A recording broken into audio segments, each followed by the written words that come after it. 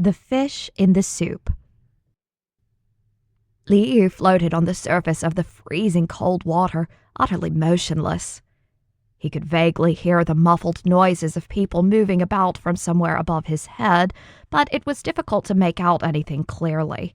It was a little noisy, though, so he flipped over and opened his eyes. His entire body felt wet. After the initial shock, his mind gradually began to clear. With dawning terror, he realized he was surrounded by water. That was impossible.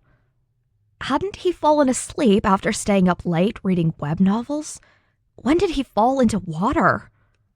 More importantly, he couldn't even swim. Liu flailed his limbs wildly. As he struggled, he felt something on his back move. In the past, whenever he fell into water, the only fate that awaited him was sinking to the bottom.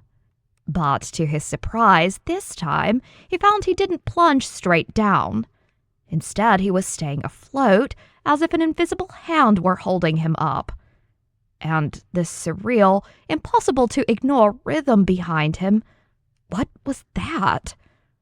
Liu peeked back at himself and startled. He'd always been proud of his long, slender legs, but now they were gone. In their place, a silvery, glistening fishtail appeared, swishing vigorously through the water from side to side, up and down. Well, that must be why he hadn't sunk. Liu was speechless. What was going on? How did his legs turn into a fishtail? Was he dreaming? Dreaming about turning into a mermaid? As girly as it sounded, a mermaid was the only possibility Liu could think of where a human had a fishtail. No, he wasn't talking about the ugly yet cute dugong from the animal world.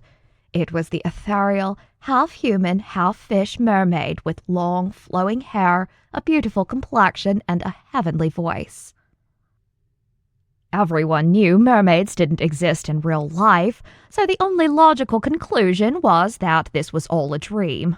And since it was a dream, he saw no problem with admiring his own beauty as a mermaid. Liu glanced around, searching for a mirror or anything with a reflection that could show his appearance. As he moved, he kept swishing his tail back and forth vigorously. It was actually kind of nice to have a tail to wave around as he pleased. Unfortunately, this dream wasn't really going exactly as planned.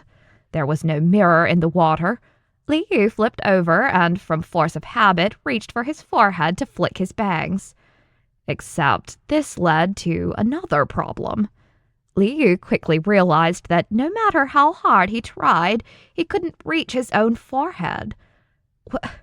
What was wrong with his hand? Had his arm become shorter somehow? Liu looked down in confusion.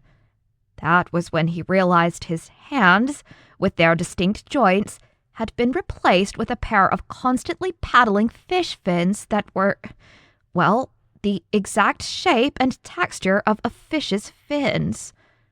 If his legs had turned into a tail and his hands had turned into fins, then Liu hurried to look at himself. Wait.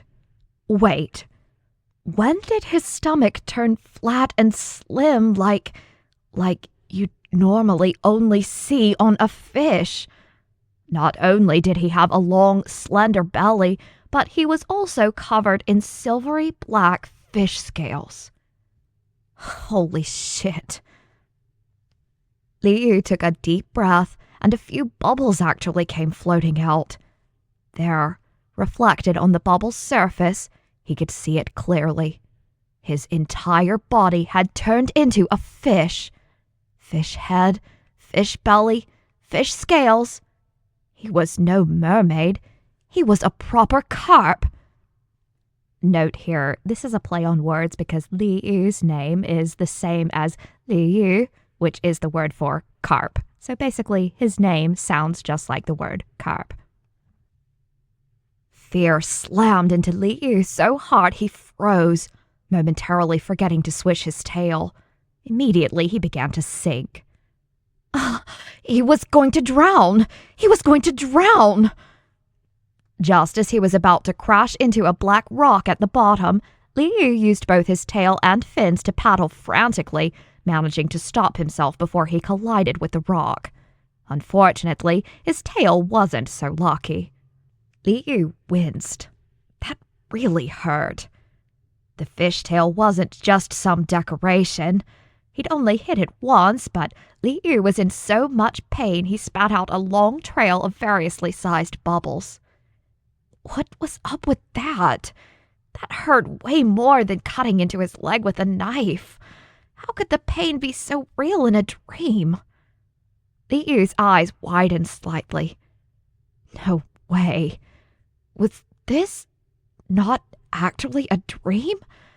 He had really turned into a fish. And not just any fish, but the most basic kind of carp? Where exactly was he? How did he transform? There was no way he turned into a carp just because his name was Liu, right? And most importantly, was there a way for him to change back? An entire herd of "what the fuck" stampeded through Liu's mind. Before he had the chance to fully grasp the situation at hand, he heard someone speak. A high, reedy voice rang out. "Xiao Linzi, we're still missing a live fish for the noble consort's 1,000 carp soup." Another voice immediately responded. "Gao Gong, this fish flipped over just now. The birthday banquet is an important matter, and this servant doesn't dare present it to the noble consort, so I was about to throw it away. Should I go get another?" Note here that Gong is a polite suffix to address eunuchs, so Gong is a eunuch. Liu was alarmed. He had been secretly celebrating the discovery that there were other people around him, but what was with all the noble consort and Gong stuff? Did he transmigrate into a historical palace fish? And what the hell was the 1,000 carp soup? Before he could figure it out, a light shone right into the water above Liu's head, splitting the dark in two. From that beam of light, a terrifyingly sized hand reached in. Liu almost passed out on the spot. This hand was way too big. But after some careful consideration, he realized, of course it was. He was an ordinary little fish now. Obviously, a human hand would be colossal to a fish. Every instinct inside Liu screamed that he was in danger. He couldn't help swimming all over the place. Without a moment's hesitation, the hand reached into the water, fingers outstretched, and clasped around Liu, who was bumbling around like a headless fly. Now that he was a fish, Liu had no neck, so the hand covered most of his body. Liu yelped and struggled fiercely, his tail flapping violently. It was even more painful than hitting his tail just now. How could you grab a fish's chest and stomach? It hurts. But the person couldn't hear the fish's cries and just chuckled. "This fish is certainly lively. What do you mean it flipped over? Xiao Linzi, you didn't say that just so you could take the fish for yourself, did you?" With the ruckus all around him, Liu's world was spinning, but he managed to catch a glimpse of the place he'd been before, a fish basket. Ensnared in the person's hand, he was lifted to meet their gaze. Liu's fish eyes took in two people dressed like palace servants from ancient times. The one holding him was Gao Gong. He wasn't very tall, and he looked like a round, white dough ball. Next to him, Xiao Linzi looked a little like a flax stem. Xiao Linzi hurried to kiss up to Gao Gong. He smiled and said, "Gao Gong, this servant would never dare take advantage with you overseeing everything. My eyes must have been playing tricks on me before. It's simply a misunderstanding. Since this fish is still alive, this servant will go and prepare the fish soup immediately." Liu, who was being held by Gao Gong, immediately became agitated. What? Fish soup? 1,000 carp soup, might have been a complete mystery to him just a moment ago, but the concept of fish soup was definitely something he understood deep within his bones. He was a fish right now, and they were about to turn him into soup. Squeezing me is one thing, but turning me into soup is where I draw the line. Originally, Gao Gonggong had only visited the imperial kitchen to scold Xiaolinzi a little. Now that he was done, he was planning on leaving the fish for Xiaolinzi to deal with. Li Yu had lain quiet and still in Gao Gonggong's grip for some time, but now that soup was on the menu, he mustered all his strength to struggle free. The fish was slippery. In the split second that Gao Gonggong loosened his grip, Li Yu managed to get free and fling himself into the air. Li Yu, still thrashing around as he flew through the air, leaving a long trail of water behind him, was terrified. What was he going to do? He was going to die. He was going to die. Was he still going to be made into soup if he died? Sob, sob, sob. He still hadn't figured out exactly how he had transmigrated into a fish in the first place. He didn't want to die. What if it stuck this time? Li Yu soared toward Xiaolinzi, completely out of control. Xiaolinzi reached out to grab him, but the fish was too slippery, and he couldn't get a firm hold of it. Li Yu was seconds away from splattering onto the floor when a long meow came from outside and a streak of snowy white fur bounded in. Just before Li Yu's tail hit the ground, the white figure caught him firmly in its mouth. Li Yu didn't even have time to celebrate his close call before his scales were standing straight up all over his body. Holy crap. This shape, this sound. Was this a fucking large white cat? He'd managed to escape from the hand of a human, only to land directly in the mouth of a cat? How was he supposed to survive a cat's mouth? Li Yu had never been afraid of cats before, but now that he was a fish, he was scared to death. Cats' tongues were covered in spikes. If it licked him, would it take a chunk of him with it? He was completely paralyzed by fear. The cat was going to eat him. He'd just be a pile of fish bones. Being turned into soup wasn't sounding so bad anymore. The large white cat that had appeared out of nowhere ignored Gao Gonggong and Xiaolinzi and sprinted out with the fish in its mouth. It all happened way too fast. It took Xiaolinzi a moment to react. Gao Gonggong, the cat has taken the fish! This sturdy, fat white cat looked a little familiar. With a start, Gao Gonggong realized who it was and kicked Xiaolinzi. What are you dawdling for? Can't you see that that's the noble consort's cat? Xiaolinzi, hurry and follow it. Don't let the precious master cat choke on a fish bone, otherwise the noble consort will never forgive us. After all, the cat of our master is also half a master. Yes, sir.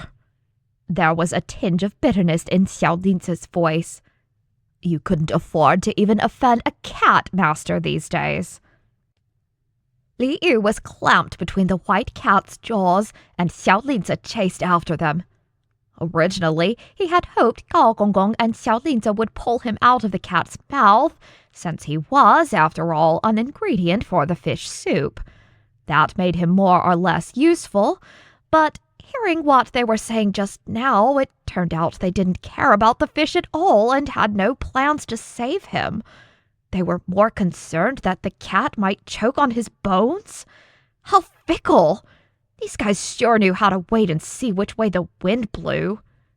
As infuriated as Li Yu was, there was nothing he could do about his situation.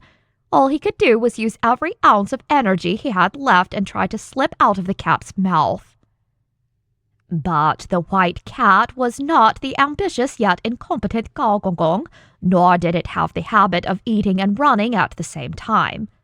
It held Li Yu delicately in its sharp teeth. Li Yu wiggled around, but its jaws didn't even loosen. On the contrary, they tightened around him. Liu didn't dare move any more. He lay quietly in the cat's mouth, the tip of his tail quivering uncontrollably. This was way too scary. Liu couldn't help screaming, "Help! Someone save me!"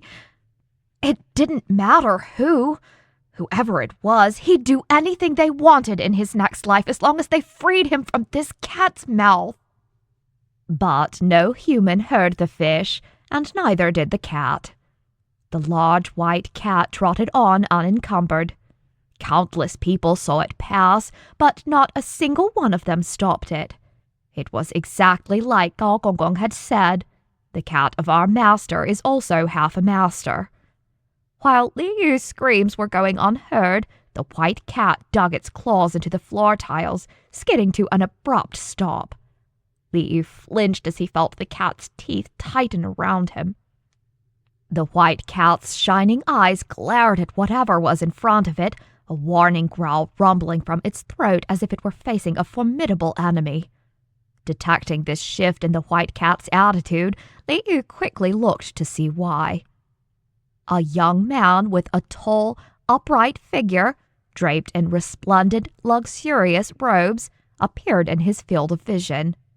Like a god descending upon the earth, he blocked the great white cat's path.